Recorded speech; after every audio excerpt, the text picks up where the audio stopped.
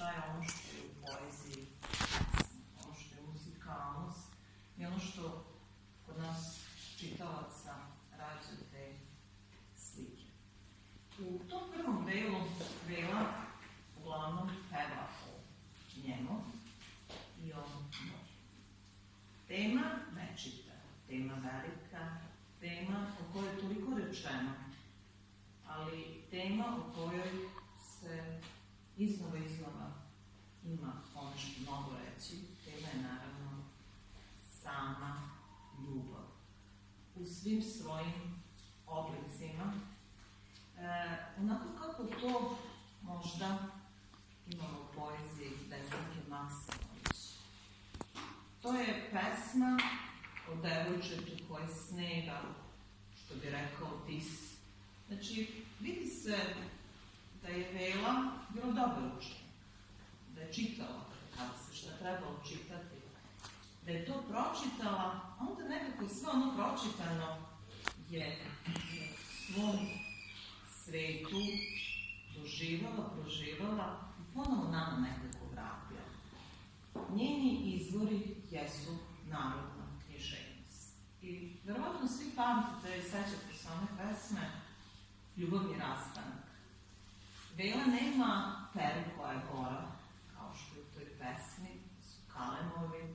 Nema ni list hartije koja je poput neba, nema ni more. Ali Vela ima reku Bistricu, ima reku Dunav,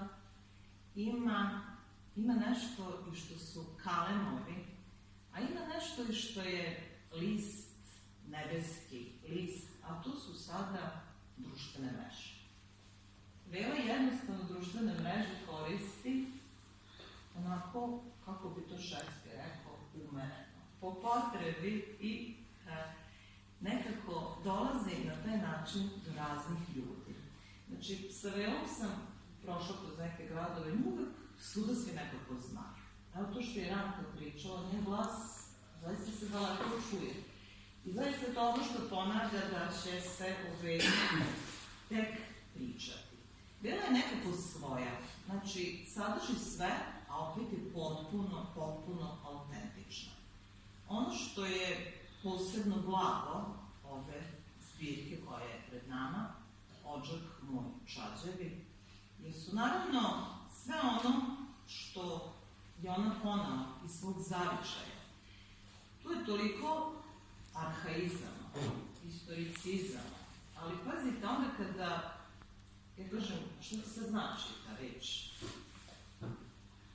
Onda u stvari shvatite da vas u sledećem stihu ona dovodi do nekog neologizma. I onda ste naprosto zbunjeni. Shvatate u stvari koliko taj jezik kroz Velu i u Veli živi, koliko se on jednostavno menja, a opet je to naš onaj izvorni, pravi, srpski jezik. I Vela je zaista nastavljač onoga, one struje, maternje, melodije. I zaista, verovatno, i svi dok Vela čita, osjećate te žmarce koji nas podilaze. Zamolila bih Velu da iz ovog ciklusa pročita Ledenu tuzaru.